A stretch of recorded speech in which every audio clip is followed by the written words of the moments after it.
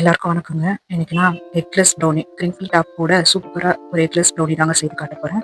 நீங்க வீட்லயே ஈஸியா செய்திடலாங்க. நான் செய்யற மாதிரி அப்படியே ஃபாலோ பண்ணுங்க. கண்டிப்பா சூப்பரா வரும். இதுக்கு அவன் கூட தேவையில்லைங்க. குக்கர்லயே செய்திடலாம்.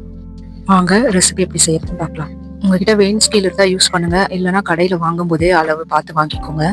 நான் 250 கிராம் செய்றேன். நீங்க 500 கிராம்னா இதை அப்படியே டபுள் பண்ணிக்கோங்க. டார்க் சாக்லேட் 150 கிராம் எடுத்திருக்கேன்.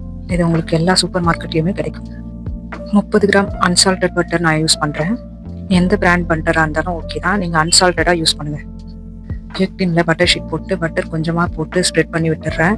டின்னில் போடணும்னு அவசியம் இல்லை, மேலே மட்டும் போட்டால் போதும்.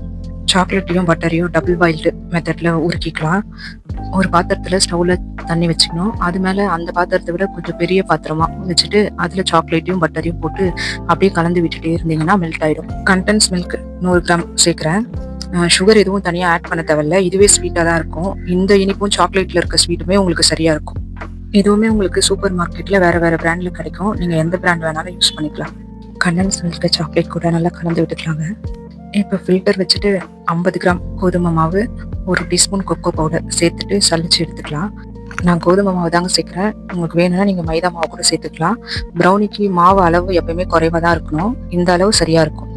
வெண்ணிலா எசன்ஸ் 1/2 ஸ்பூன் சேர்த்துட்டு கலந்து விட்டுக்கலாம். மெதுவாக கலந்துக்கோங்க. ரொம்ப பீட் பண்ணக்கூடாது. லைட்டாக கலந்து விட்டால் போதும். மற்றபடி ப்ரௌனிக்கு பேக்கிங் பவுடர், பேக்கிங் சோடா எதுவுமே தேவையில்லைங்க. நான் சொல்லியிருக்க இதே அளவில் செய்யுங்க. கண்டிப்பாக ஃபெயில் ஆகாமல் கிரிங்கிள் டாப்போட உங்களுக்கு ப்ரௌனி வருங்க. நீங்கள் பீட் பண்ணி வேகமாக கலந்து விட்டுட்டாலும் உங்களுக்கு கிரிங்கிள் டாப் வராது. ஸ்மூத்தாக பொறுமையாக கலந்து விடுங்க. பர்ஃபெக்டாக உங்களுக்கு கிரிங்கிள் டாப்போட ப்ரௌனி கண்டிப்பாக வருங்க. சில பேருக்கு பேட்டர் கெட்டியாக வரலாம். அந்த நேரத்தில் காய்ச்சி ரூம் டெம்பரேச்சரில் இருக்கிற பால் 1 ஸ்பூனோ 2 ஸ்பூனோ சேர்த்துக்கோங்க. நம்ம ரெடி பண்ணி வச்சிருக்க கேக் ட்ரேல இந்த பேட்டர் ஊற்றிக்கலாங்க. எவ்வளோ ஸ்மூத்தாக கிளாஸியாக இருக்குது பாருங்கள். உங்களுக்கு பார்க்கும்போதே தெரியும். இந்த அளவு சரியாக இருக்குங்க. இந்த ட்ரேல எல்லா இடத்துலையும் பேட்டர் பட்டுற மாதிரி பேட்டரில் வச்சு ஸ்ப்ரெட் பண்ணி விட்டுட்டு இந்த மாதிரி டேப் பண்ணுங்கள். ரொம்ப டேப் பண்ண வேண்டாம். சும்மா 2-3 தடவை தட்டினா போதும். நான் பாதாம் கட் பண்ணி வச்சிருக்கேன். அதை மேலே ஸ்ப்ரெட் பண்ணிக்கிறேன். நீங்கள் சாக்லேட் சிப்ஸு இல்லை ஒயிட் சாக்லேட் இல்லை பிளாக் சாக்லேட் எது வேணாலும் ஸ்ப்ரெட் பண்ணிக்கலாம். இல்லை எதுவுமே பண்ணாமல் வெறும் சும்மாவே கூட அப்படியே விட்டுடலாம். அது உங்களோட விருப்பங்க.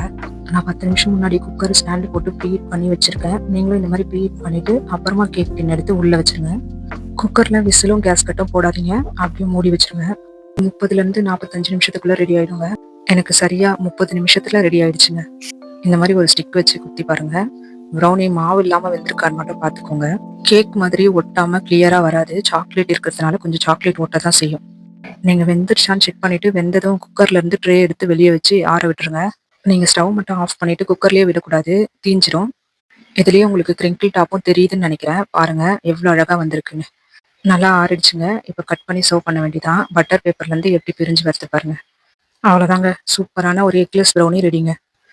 இந்த ரெசிபி உங்களுக்கு பிடிச்சிருந்தா நம்ம சேனலை சப்ஸ்கிரைப் பண்ணுங்க, சப்போர்ட் பண்ணுங்க. நன்றிங்க. அடுத்த ஒரு நல்ல ரெசிபியோட நான் உங்க எல்லாரையும் சந்திக்கிறேங்க.